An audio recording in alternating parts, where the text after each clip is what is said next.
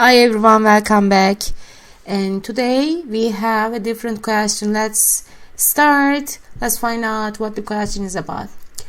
Write a program that creates and prints a 10 times 10 list that consists of random zeros and ones. Use two methods to find out output with list comprehensions and for loop with regular method. Let's take a look what we have. And first of all, I would like to use a list comprehension to resolve the question. So this is exactly asking for 0 ones 10 times 10. It is like square like shape it's asking for. This is going to be the nested list comprehension.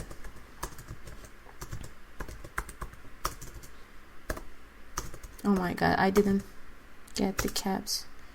Nested list comprehension. Okay, right after that, what we do to create the nested list comprehension is we create for loop. It's asking for 10, so the range is gonna be 10 for this one.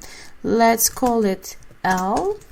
So open empty bracket, parentheses, and we can start with the other loop for I in range 10. Okay, so this is our other loop. Right after that, we're gonna put inner loop here. Sorry, yeah, and the inner loop, so the output is gonna be random zeros and ones. So the output has to be at the beginning of the inner for loop, right? So that's why let me write down the inner for loop first, for I in range 10, because it says the question is asking 10 times 10, so the range should be 10, inner loop 10. So this part, as you remember, that repeated the inner process as much as we declared here. Okay, so the output is gonna be random zeros and ones. So what we're gonna do is rand in 0 1, but something we missed to write here. We have to write we have to import random, right? From random import rand int. Okay, so we can use the random function. So this is it.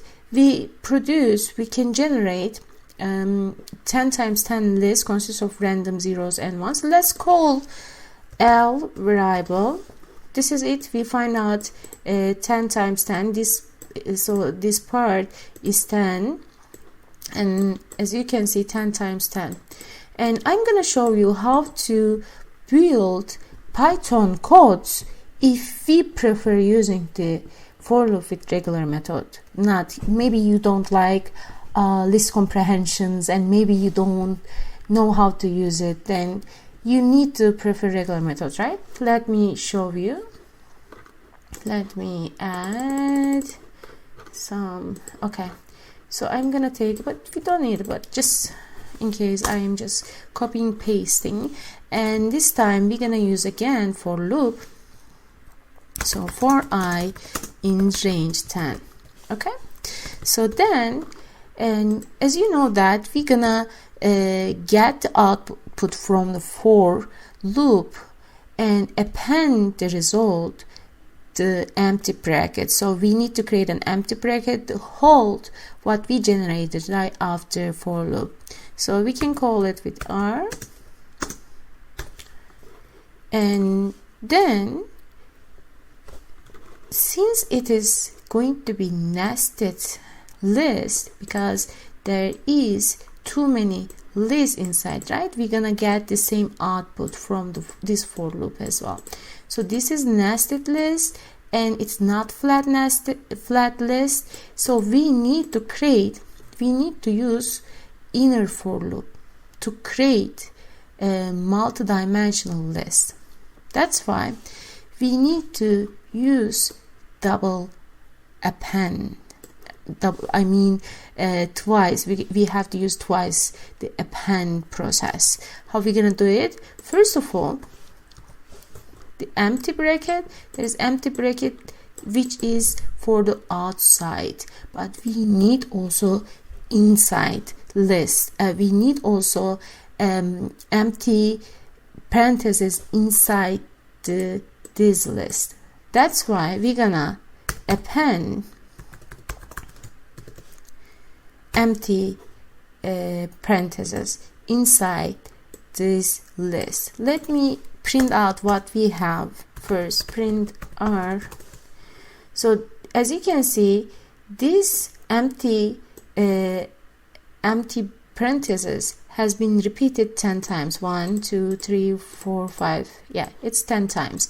10 times repeated. We have ready inner empty parentheses right now, right after we use the for loop. But we need numbers inside these empty parentheses, right? That's why we're gonna use for loop again right after you created the empty parentheses. This time we're gonna use different variable. Let's call it J in range 10 this time. Again, right? 10 times 10 is required. Okay, right after you created the inner for loop, the goal here, we need to fill out the inner list, inner empty list, right? We need to fill out, but how?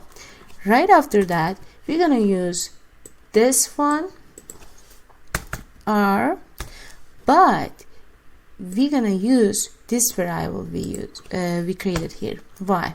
Let me explain. And R is this list anymore, right? This is what we created with the previous for loop.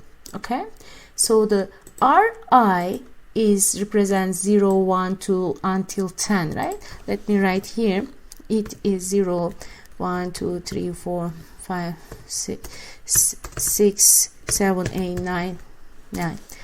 So this one, this for loop, iterate over each number with I, right guys? Yes, it's iterating over from 0 to 9.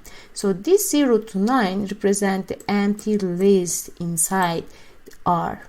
So the first, so the each I empty list here. That's why we're gonna use the empty list and fill out the inside, append with randint function and generate 0 and 1 with randint function. Let me print out R right now. So this time we find out the same output with regular, which is traditional way we use. It depends on you which way is better for you, which way is easy for you. Just pick one of them.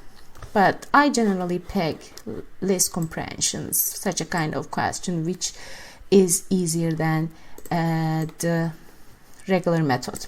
Okay, thank you so much for watching, guys. Hope you liked the videos. Have a wonderful day.